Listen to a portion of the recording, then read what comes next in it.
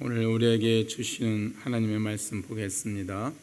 요한계시록 2장 18절에서 29절까지입니다. 제가 한 구절, 성도님 한 구절 교독하시면서 마지막 절은 함께 읽도록 하겠습니다. 요한계시록 2장 18절에서 29절입니다.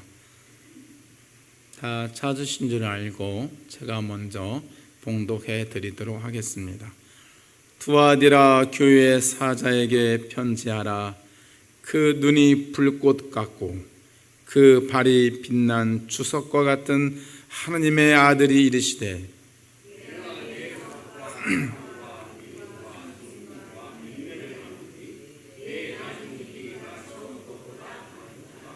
그러나 내게 책망할 일이 있노라. 자칭 선지자라 하는 여자 이세벨을 내가 용납함이니 그가 내 종들을 가르쳐 꾀어 행음하게 하고 우상의 제물을 먹게 하는도다.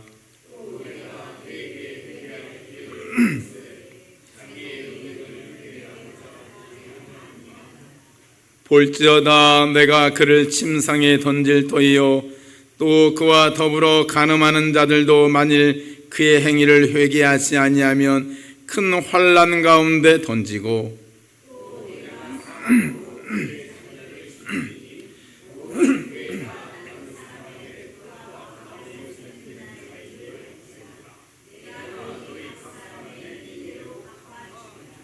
두아디아라에 남아있어 이 교훈을 받지 아니하고 소위 사단의 깊은 것을 알지 못하는 너희에게 말하노니 다른 짐으로 너희에게 지울 것은 없노라.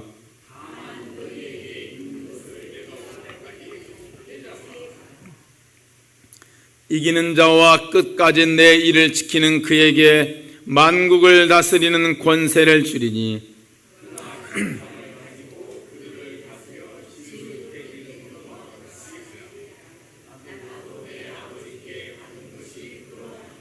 내가 또 그에게 새벽별을 주리라. 자는 성령이 교회들에게 하시는 말씀을 들을지어다. 아멘. 오늘 우리에게 주시는 하나님의 말씀 보겠습니다. 우리 말씀 제목 한번 크게 외쳐볼까요? 시작. 좀 다시 한번 힘차게 오른손 왼손에 힘을 주고 한번 다시 한번 크게 외쳐보겠습니다. 시작. 내 믿음을 굳게 잡아라. 아멘. 아멘. 간밤에 별을 보았습니다. 짙은 어둠 속에서 본 별이었기 때문에 제 눈에 쏙 들어왔습니다. 시인 윤동주 선생님의 별 해는 밤이라는 시도 떠오르고 안도현 선생님의 연탄재 함부로 차지 마라 그런 19절도 떠오르고 하여튼 이런 생각 저런 생각하면서 내 주위에 있는 어둠도 참 아름답게 느껴지는 시간이었습니다. 옥회교의 밤하늘은 유난히 아름답습니다. 교회에서 한 번쯤 1박 2일을 보내시기를 저는 여러분에게 조심스럽게 권면해 드립니다. 풀 한 포기도 꽃이고요. 풀벌레도 그렇게 아름답고요. 식당 옆에 있는 전봇대도 저한테는 그림으로 보입니다. 전깃줄도 하늘을 두 줄로 그어놓은 전깃줄도 저한테는 시를 쓸 수 있는 재료로 보입니다. 가을의 낮 하늘도 구름도 솜사탕처럼 너무나 예쁘지요. 이러한 교회 성전을 지나가는 드나드는 여러분 모두에게 하나님의 은혜와 하나님의 사랑이 충만하기를 간절히 축복합니다. 여러분 시간이 되시면 한 번쯤 우리 교회에서 한 5분 정도에 있는 상관 저수지를 한번 산책 한번 해보시기를 권면을 해드립니다. 저는 그 상관 저수지를 볼 때마다 저 호수의 깊이는 몇 미터일까라는 생각을 해봅니다. 자로 잴 수도 없고 여러분 어떻게 호수의 깊이를 잴 수 있을까요? 물을 다 퍼내야 되나요? 어떤 방법이 있을까요? 쉽습니다. 호수의 물의 깊이를 잴 수 있는 방법은 아주 간단해요. 저 호수가 가뭄이 찾아오면 합니다. 가뭄이 찾아와서 호수의 바닥이 빼싹 마르면 그때 호수의 깊이를 알 수 있지요. 호수만 그럴까요? 저와 여러분의 믿음의 깊이, 사랑의 깊이, 저와 여러분의 신앙의 깊이를 언제 알 수 있을까요? 몰라요. 기도할 때마다 응답되고 하는 것마다 다 잘 되고 그때는 몰라요. 믿음의 깊이, 소망의 깊이, 사랑의 깊이가 어딘지. 근데 우리 인생 가운데 고난이 찾아오고 환난이 찾아오고 역경이 찾아오면 그때 알 수 있어요. 우리 신앙의 깊이를. 교회에는 세 종류의 사람이 있다고 합니다. 처음에는 엄청나게 뜨거운 사람이에요. 에베소 교인들처럼 첫사랑이 활 타올랐던 에베소 교인들처럼 첫사랑이 뜨거웠던 사람들. 그래서 신앙생활 할 때 처음에 막 내 한 목숨 바치죠. 근데 자꾸 시간이 흐를수록 식어져 가요. 예전에 한번 헌신했던 거 가지고 평생을 우려먹어요. 처음에는 That's okay 하다가 시간이 흐를수록 목사님 그거 아닌 것 같아요. That's not okay. 좀 생각 좀 더 해봐야 될 것 같은데요. 어려울 것 같은데요. 자꾸 원망과 불평의 입술이 나와요. 제가 이번 주에 완주에 있는 모 교회를 방문한 적이 있습니다. 선교사님이 세운 교회라서 한번 가보고 싶었거든요. 완주에 있는 모든 교회를 제가 탐방해 보고 싶은 게 제 자그마한 소망이에요. 특별히 선교사님들이 개척한 교회, 그 교회 스토리가 어떠한가를 궁금하거든요. 저는. 왜냐하면 저도 완주군에 있는 우리 옥회 교회가 선교사님이 세운 교회 못지않게 그렇게 한번 세워보는 게 제 마음의 자그마한 소망이거든요. 그래서 완주군에 있는 모 교회를 한번 가봤어요. 아니나 다를까 너무나 감동적인 이야기가 있었어요. 그 교회 어느 모 성도님이 교회를 건축하기 위하여 예수병원에 가지고 그랬다는 거 아닙니까? 의사 선생님, 제 두 눈을 뽑아주세요. 저는 돈이 없습니다. 제 두 눈을 뽑아주세요. 예수병원 원장님이 놀래가지고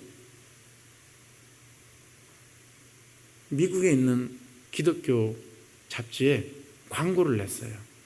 완주군에 있는 모 교회가 참 성도가 교회 건축이 어려우니까 자기 두 눈을 뽑겠다고 합니다. 그 소식을 들은 미국에 있는 모 교회 거부가 그 교회에게 거금을 지원해 줍니다. 그래서 눈도 그대로 있고 교회는 미국에 있는 익명의 기부자를 통해서 교회가 세워졌죠. 너무나 아름다운 이야기죠. 그들의 그 교회 첫사랑은 정말 제가 기록해보고 싶은 그런 교회더라고요. 첫사랑은 뜨거웠는데, 그렇게 내 온몸을 불살할 정도로 뜨거웠는데 시간이 흐를수록 교회는 갈등이 심해지고 첫사랑은 식어져 가고, 보통 교회가 그런 것처럼 늘 끊임없는 원망과 불평이 나오고 그런 교회가 있죠. 에베소 교인들처럼. 두 번째 스타일은요, 한 번도 신앙생활 해보면서 가슴 뜨거운 신앙생활을 해본 적이 없는 사람들이에요. 그냥 처음부터 죽을 때까지 신앙이 미지근해. 나는 모태 신앙이야. 아무것도 모태 신앙. 죽을 때까지 미지근해. 그런 사람들에게 시인 안도연 선생님이 지은 시 한 구절을 참 읽어드리고 싶어요. 너는 언제고 누군가에게 단 한 번이라도 뜨거웠던 적이 있느냐. 정말 남김없이 다 타서 연탄재가 돼버린 그는 연탄처럼 살아본 적이 있느냐? 단 한 번이라도 내 한 목숨 바쳐서 신앙생활 해본 적이 있느냐? 정말 남김없이 한번 내 젊음을, 내 노년을, 내 중년을 하나님 앞에 드려본 적이 있는가? 매일 그릇만 생겨. 타다가 꺼지고, 타다가 꺼지고, 누가 불 붙여주면 좀 타다가 또 꺼지고. 어쩌면 라오디아 교회 성도들일 수도 있어요. 차갑지도 않고 뜨겁지도 않고 늘 미지근한 교회 안에 있는 세 번째 성도가 있습니다. 첫사랑을 그대로 간직하면서 갈수록 뜨거운 사람들이죠.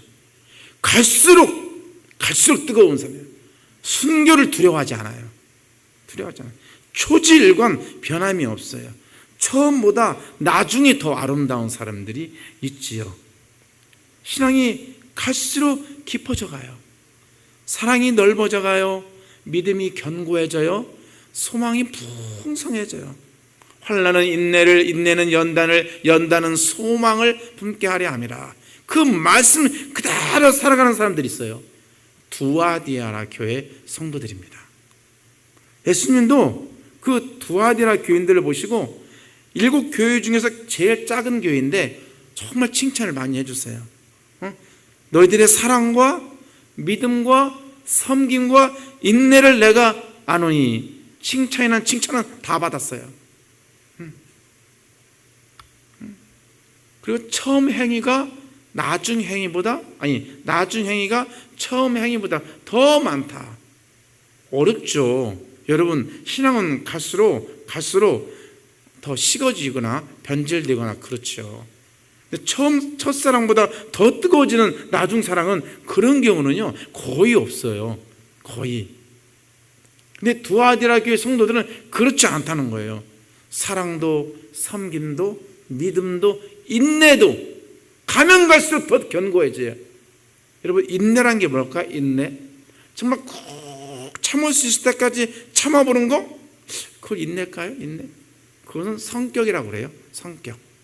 인내라는 것은 욕이 나오기 전까지 참아보는 거. 정말 내 입 앞에서 막 욕이 나오려고 그래. XXX. 그때를 넘기는 사람이 인내를 갖춘 사람입니다. 사랑도 깊어져 가요. 마치 호수의 깊이가 가뭄에 드러나듯이 그 사람의 사랑의 깊이도 환난과 고난과 역경이 왔을 때 자꾸 이렇게 깊어져 가요. 두아디라 교인들 그러잖아요. 그들이 살았던 그 시대 1세기 로마 식민지 시대 그들의 삶이란 너무 어려웠어요. 지난번에도 말씀드렸지만 비즈니스를 하려면 조합에 가입을 해야 돼요. 회비만 내면 되는 게 아니에요. 거기 조합에 가입을 해서 우상을 섬기고 우상의 음식을 먹고 영적인 성적인 그런 관계를 맺어야 되고 먹고 살기 위해서 내 몸을 버려야 돼요. 모든 사람들이 거의 대부분 다 그렇게 살았어요. 1세기에는. 근데 두아디라 교인들은 그렇지 않았다는 거예요. 오직 예수 하면서 신앙의 정절을 지켰다는 겁니다. 그러니 예수님이 이 두아디라 교인들을 칭찬하지 않을 수가 없지요.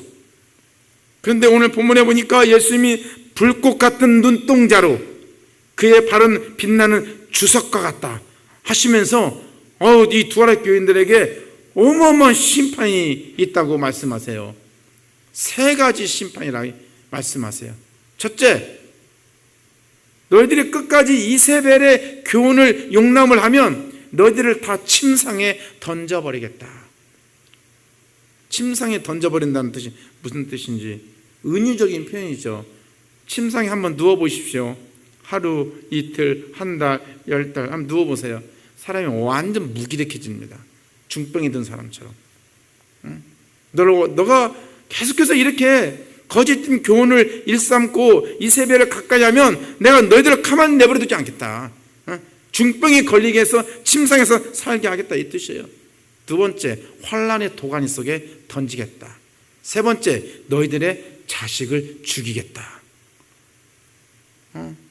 예수님이 이 두아디라 교회 성도들에게 어마어마한 심판을 말씀하세요. 분명히 내가 너희들에게 회개할 수 있는 기회를 줬는데도 너희들은 끝까지 회개하지 않아? 한 번만 더 회개할 기회를 주마.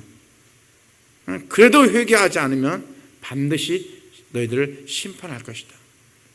그러면 도대체 이 두아디라 교인들이 받아들인 그 이세벨의 교훈이 뭘까? 이세벨의 교훈. 아니, 두아디라 교인들은요, 사랑과 섬김과 믿음과 인내에서 그 어떤 교회도 따라올 수 없을 정도로 대단한 교인이었단 말이죠, 여러분. 첫사랑보다 나중 사랑이 더 뜨거웠어요. 이런 교인들은요, 온 세상에서 찾기 힘들어요. 그런데 어마어마한 심판의 경고를 받는 이유가 뭘까요?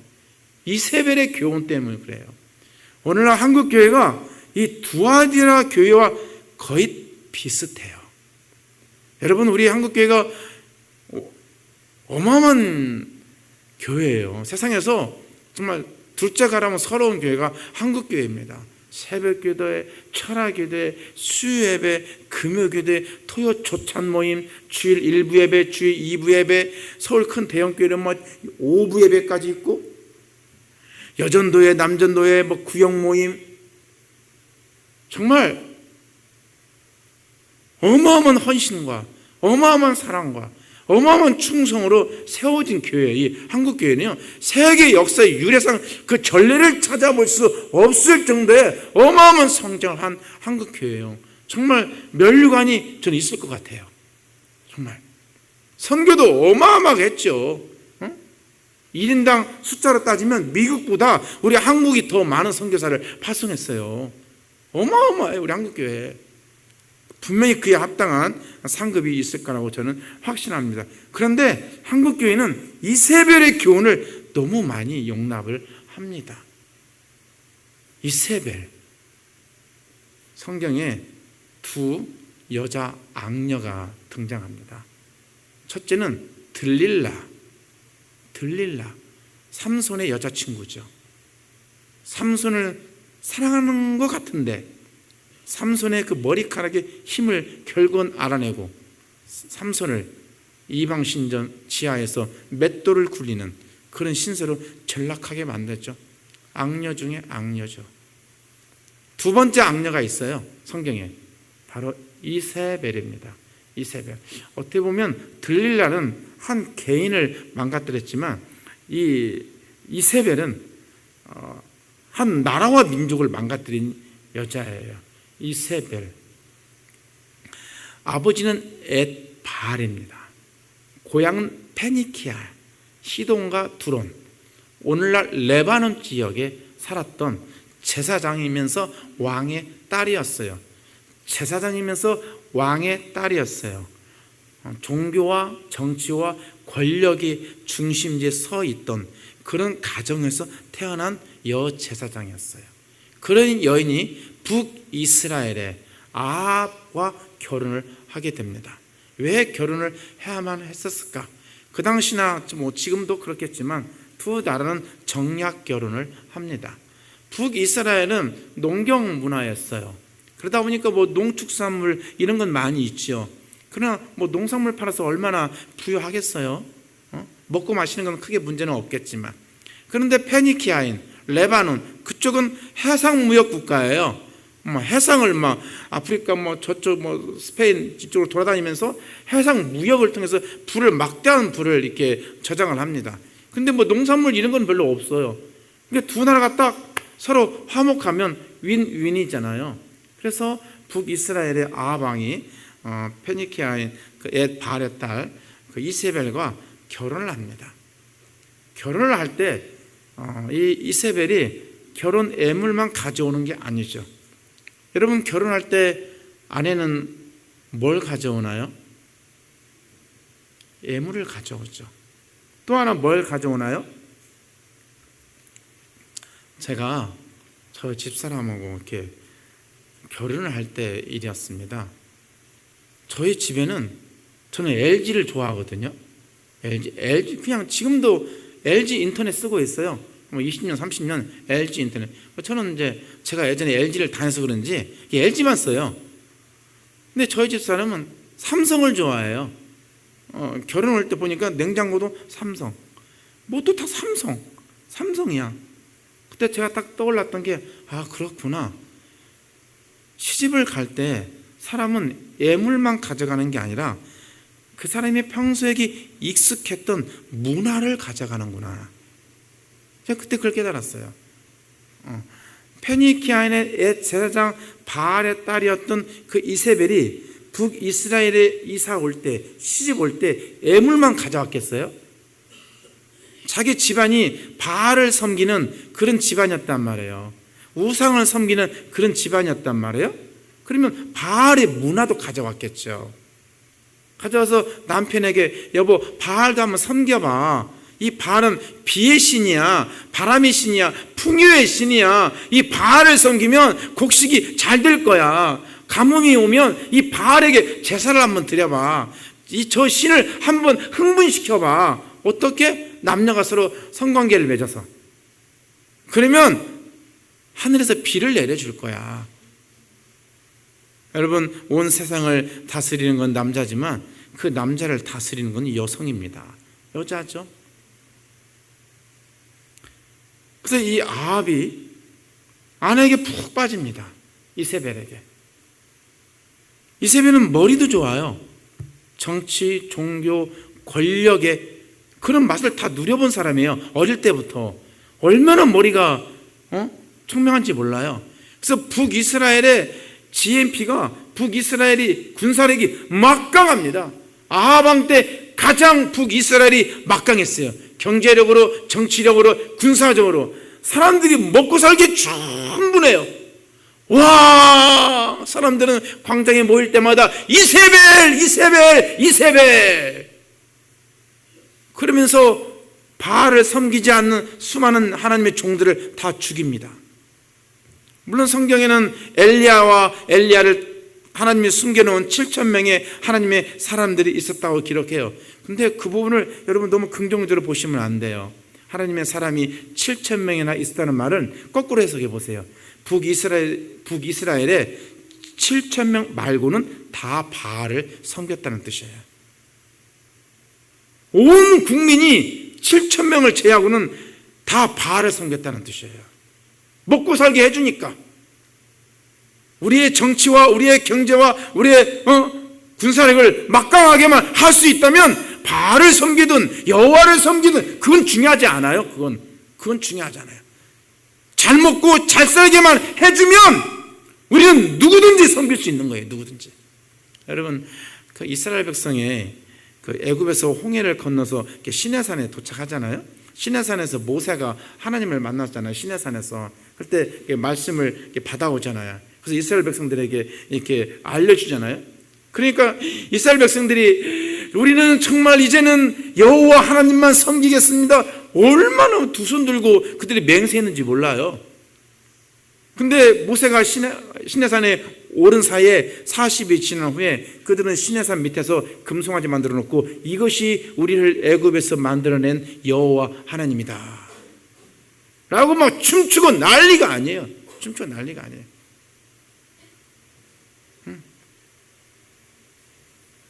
우리는 우리가 할 수 없는 어떤 한계에 부닥쳤을 때 뭔가 우리의 돌파구가 되어주고 뭔가 우리에게 한 줄기 희망이 되어주는 것을 발견하기만 하면 그것을 하나님으로 섬기려는 경향이 있어요. 얼마나 그 당시 먹고 살기 힘들었겠어요. 길드에 조합을 해야 되는데 조합 회비만 내는 게 아니라니까요. 들어가서 성관계도 해야 한다니까요. 우상을 섬겨야 되고, 그렇지 않으면 굶어 죽어요. 그렇지 않으면. 근데 그런 가운데서도 이 두아디라 교회 성도들은 버텨냈다는 거 아닙니까? 그런 신앙의 정조함을 가지고 있으면서도 이세벨의 교훈을, 이세벨을 추종하는 사람들이 이 교회 안에 있었다는 거예요. 여기서 이세벨은 이세벨이라는 동명이인이 있을 수도 있고 또는 그런 사상을 갖고 있는 무리들을 지칭하기도 해요. 하여튼 하나님과 바알을 같이 섬기려고 하는 사람들, 종교 다원주의에 빠져있는 사람들, 이번 주는 교회, 다음 주는 성당, 그 다음 주는 불당이다.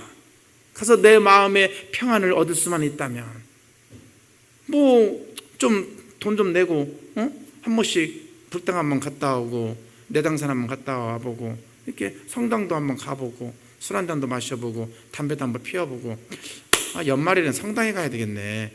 예배 끝나고 나서 찬양대 모임 딱 끝나고 나서 저 뒤에서 담배도 펴도 되고 술도 마셔도 되고 신부도 술도 마셔도 되고. 몇 년 전에 어떤 분이 저한테 그래요. 목사님 술 안 드세요? 술을 안 먹는 제가 이상하대. 저쪽 감리교 뭐 이렇게 그쪽은 목사님들 좀 술을 마시나 봐요.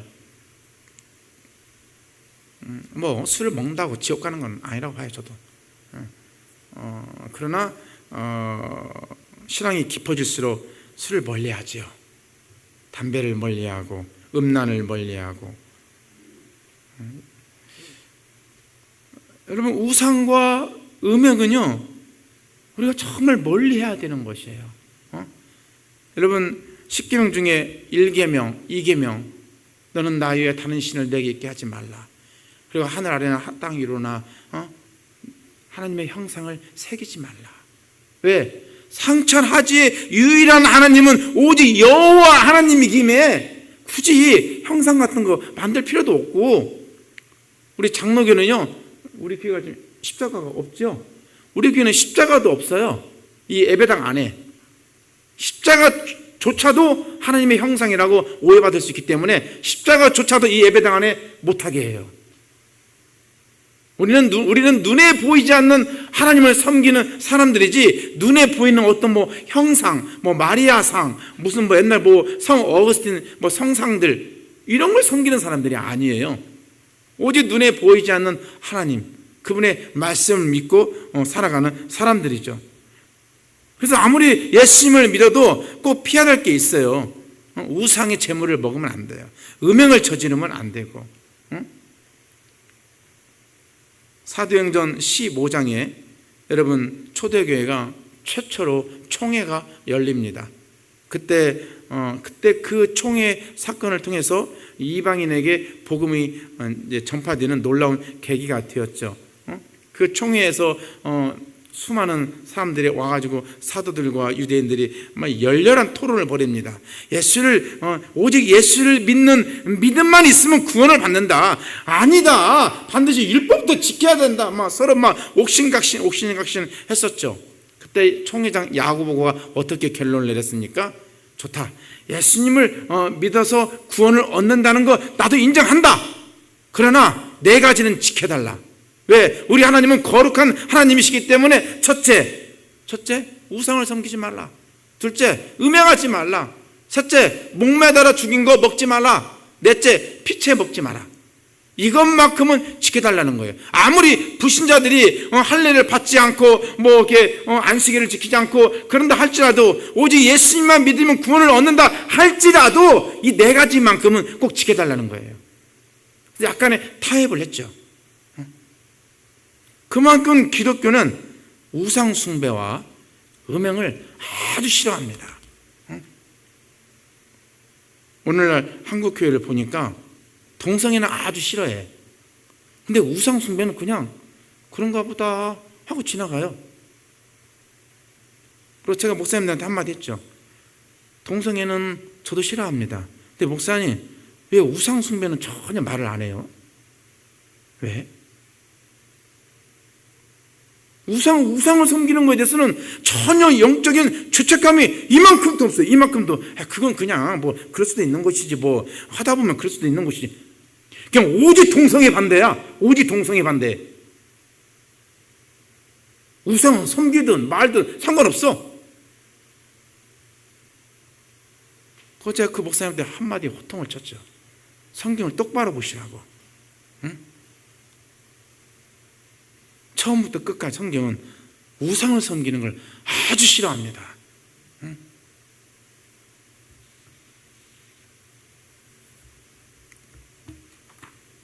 여러분 근데 오늘 현대를 살아간 저와 여러분에게 우상이 뭘까요? 저 여러분이 뭐 바알 신을, 아세라 신을 섬기는 사람일까요? 그건 아니겠죠. 오늘 현대인에게 맞게, 걸맞게 한번 좀 다르게 한번 적용을 해볼 필요가 있습니다. 여러분, 오늘날에는 우상을 상징하는 것들이 참 많아요. 가장 그 중에 하나가 종교 혼합주의예요. 혼합주의. 예수님을 믿어. 너 예수님 좋아하니까 예수님 믿어. 그러나 성당도 한번 가봐. 불당도 한번 가봐. 술도 마셔봐. 괜찮아. 종교 혼합주의예요. 혼합주의. 예수를 부인하지 않아요. 예수를 부인하지 않아. 그래, 교상을 열심히 해. 교상을 열심히 하면서 좀 이렇게 점도 한번 쳐보고, 좀 이렇게 이사 갈 때 한번 점 한번 쳐봐. 괜찮아. 뭐 그게 어때서? 그런 문화에 그냥 무분별하게 받아들인다는 겁니다. 이사 갈 때 문 날 잡아야 한다는 둥. 입춘 대길. 봄이면 집 앞에 문에다가 입춘 대길.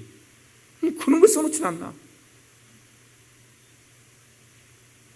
수많은 현대 문화에 수많은 그리스도인들이 너무나 빠져 있어요.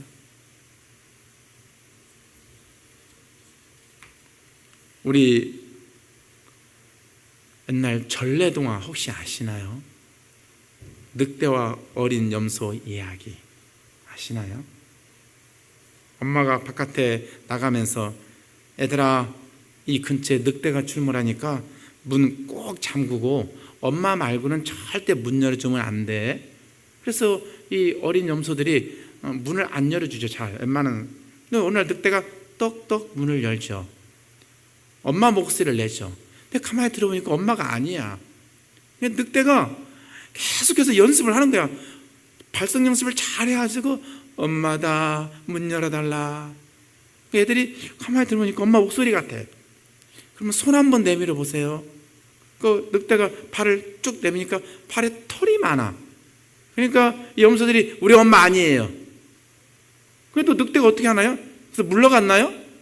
아니죠. 늑대가 자기 털에다가 뭐 밀가루인가 묻혀가지고 하얗게 해서 발 밑으로 또 다시 집어넣죠. 그러니까 어린 염소들이 우리 엄마인가 보다 하고 문을 딱 열어주죠. 다 잡혀먹겠죠. 참 재밌어요. 단순한 동화인 것 같은데 왜 늑대는 끊임없이 문을 두드릴까요? 왜 그럴까요? 잡아먹으려고. 끊임없이 연습해요. 끊임없이. 목소리도 흉내내고 옷도 바꿔 입고 스타일도 꼭 엄마처럼 행동해. 꼭 누가 보면 교회 다니는 사람 같아. 꼭 누가 보면 정말 신실한 사람인 것 같아. 조금만 틈을 열면 잡아먹으려고. 이런 문화들이요, 한국 교회에 있어요. 어떻게 해야 되나요? 늑대인지 엄마인지를 알 수 있는 방법은 뭘까요? 은행에서 은행 직원들이 이게 가짜 지폐인지 진짜 지폐인지 어떻게 하나요? 끊임없이 노력하죠. 나중에는 딱 느낌으로 알죠. 아, 이 사람 이거 가짜 지폐다. 이 사람 신천지다. 이 사람 하나님의 교회다. 느낌을 알죠. 육감으로 알죠. 그 정도로 여러분이 공부를 하셔야 돼요. 그 정도로 여러분이 예수에게 중독돼야 돼요. 육감으로 알아야 돼요. 육감으로. 아, 저 사람 늑대인데? 이게 딱 느껴져야 돼, 이게. 선지자 호세아가 말한 것처럼 우리가 여호와를 알자. 여호와를 힘써 알자. 여러분 계속해서 공부하셔야 돼요. 응? 요한계시록 보면 7교회에 나타난 예수님 다 다르잖아요. 처음이요 나중이신 분, 또 오늘 본문에서는 불꽃 같으신 분. 예수님의 모습이 다양하게 나타나요. 그 말은 무슨 뜻이에요? 한 교회가 예수님을 다 담아낼 수 없다는 거예요. 예수님에 대해서 끊임없이 공부하셔야 돼요. 하나님에 대해서 끊임없이 공부하셔야 돼요. 끊임없이 매일마다 성경 공부하셔야 돼요. 여러분, 우리 교회 성도님 중에 나이가 80이 넘었는데도 계속해서 성경 공부하시는 분이 있다는 말을 제가 들었어요. 80이 넘으셔도 치매 걸리지 않기 위해서 성경 공부하는 게 아니고, 끊임없이 하나님을 내가 더 깊이 알아야 된다, 힘써 알아야 된다. 그렇지 않으면 나는 늑대를 엄마인 줄 알게 된다. 이세벨의 교훈을 내가 받아들일 수도 있어요. 모세가 시내산에 갈 때 이스라엘 백성들의 밑에서 금송아지 만들어 놓고 이게 여호와 하나님이라고 만들었던 그 사건을 보면서 그게 남 이야기가 아니고 저와 여러분의 이야기입니다. 성경에 나와 있는 수많은 인물은요, 욕하면 안 돼요. 바리새인 욕하지 마십시오. 여러분, 유대인들 욕하지 마세요. 저와 여러분의 이야기예요. 저와 여러분의 이야기. 그래서 끊임없이 질문을 던지세요. 예수님은 누구신가? 끊임없이. 오늘도 주보에 제가 또 해놨잖아요. 말씀 나눔. 두 아들의 교회에 나타난 예수님은 누구신가? 매 주마다 똑같은 질문을 던져요. 예수님은 누구신가? 버가모 교회에 나타난 예수님, 두 아들의 교회에 나타난 예수님은 누구신가를 끊임없이 질문을 던지세요. 왜? 알아도 안 게 아니에요. 내 삶으로 그걸 드러낼 때까지는 그건 단순한 깨달음에 불과한 거지 진정 다 알았다라고 말할 수 없어요.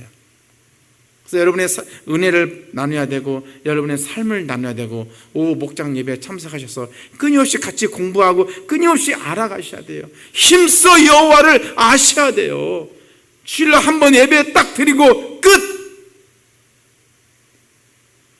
그러시면요, 나도 모르게 늑대를 엄마로 알아요.